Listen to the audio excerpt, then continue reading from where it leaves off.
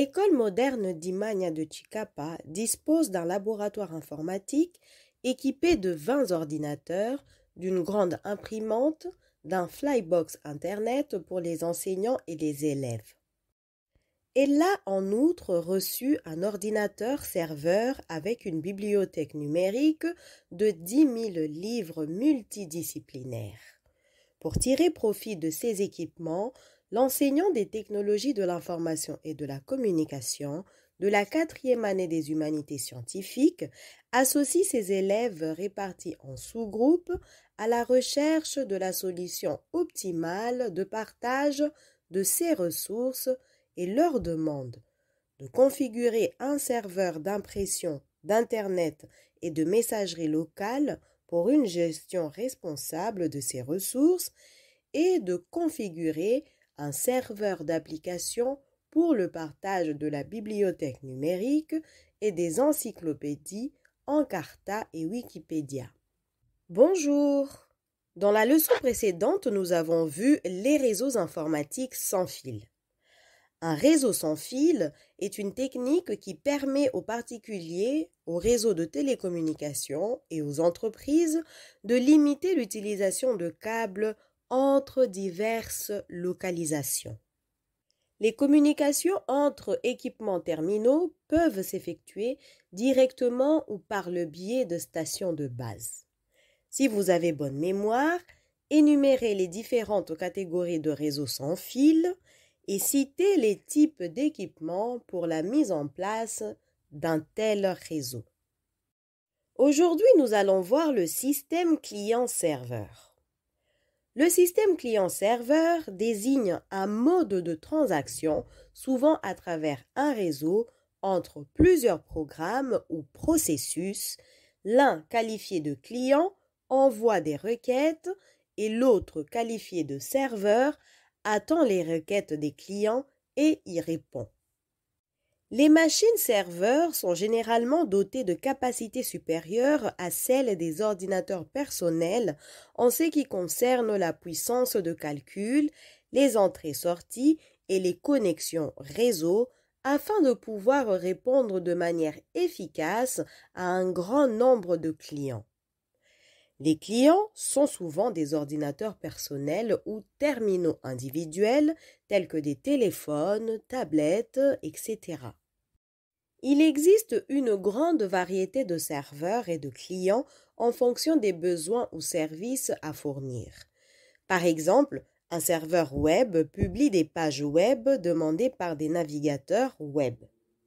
Un serveur de messagerie électronique transmet des courriers à des clients de messagerie. Un serveur de base de données permet aux clients de récupérer des données stockées dans une base de données.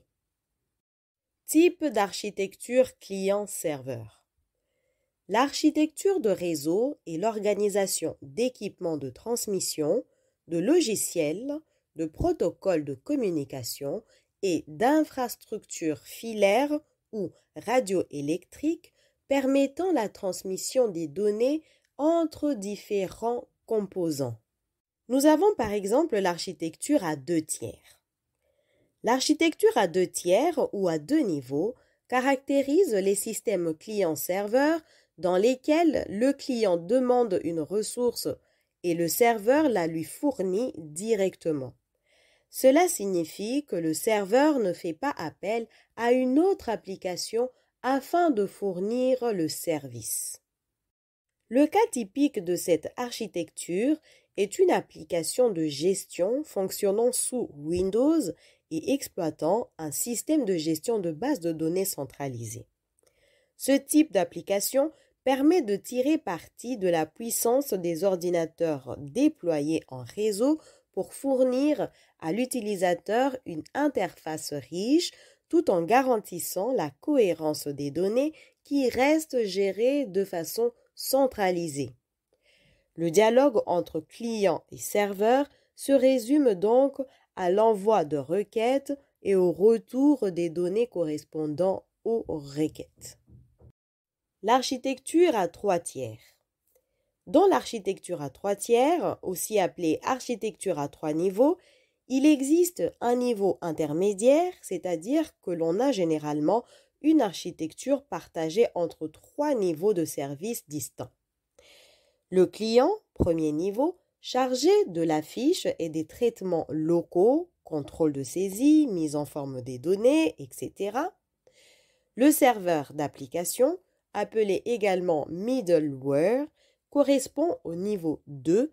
Il est chargé de fournir la ressource mais faisant appel à un autre serveur. Ensuite, nous avons le serveur de données qui est le troisième niveau. Il fournit au serveur d'application les données dont il a besoin. Les services de base de données sont pris en charge par un système de gestion de base de données. Dans l'architecture 3 tiers, le poste client est communément appelé client léger par opposition au client lourd des architectures 2 tiers. Il ne prend en charge que la présentation de l'application. Le serveur de traitement constitue la partie centrale de l'architecture et se trouve souvent fortement sollicité. Les protocoles DHCP et DNS. Il s'agit de deux protocoles différents concernant les adresses IP et fonctionnant sur le modèle client-serveur. Dynamic Host Configuration Protocol, DHCP, est un protocole qui attribue dynamiquement et automatiquement des adresses IP dans un réseau local ou sur Internet. Il est responsable de donner au client une adresse IP pour communiquer avec d'autres clients dans un réseau local ou sur Internet. Lorsque vous connectez un téléphone portable, un PC à Internet via un port Wi-Fi ou Ethernet, la première chose que fait votre appareil est d'obtenir une adresse IP d'un serveur DHCP. Domain Name System, DNS. Chaque appareil et service sur le World Wide Web possède une adresse IP, par exemple 210.38.33.7. Elles ne sont pas faciles à retenir pour les humains. DNS fournit une solution à ce problème en associant un nom de domaine à une adresse IP. Le Domain Name System résout les noms de domaine en adresse IP. Pour les humains, il est facile de se souvenir d'une personne par son nom plutôt que par son numéro de téléphone. De même, dans le monde d'Internet, nous nous souvenons des domaines par leur nom. Par exemple, google.com, facebook.com, etc. Mais l'ordinateur veut que les adresses IP communiquent entre eux, c'est donc le DNS qui fournit le nom du mappage d'adresse IP. Le Dynamic Host Configuration Protocol et le Domain Name System ont été créés pour faciliter l'utilisation des réseaux ou de l'Internet. DNS élimine le besoin de mémoriser les adresses IP complexes pour les utilisateurs, tandis que DHCP réduit le processus de configuration manuelle des systèmes sur un réseau. En conclusion, l'architecture client-serveur désigne un mode de communication entre plusieurs ordinateurs d'un réseau qui distingue un ou plusieurs postes clients du serveur. Chaque logiciel client peut envoyer des requêtes à un serveur.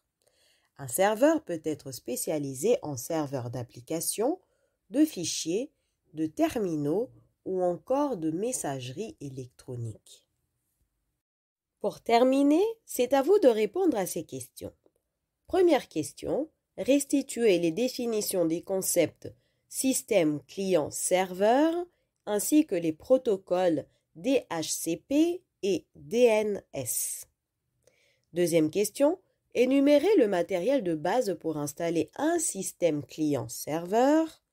Troisième question, en fonction des éléments renseignés dans la situation de départ, configurez un serveur d'impression, d'Internet et de messagerie locale pour une gestion responsable des ressources disponibles dans votre école ainsi qu'un serveur d'application pour le partage de la bibliothèque numérique.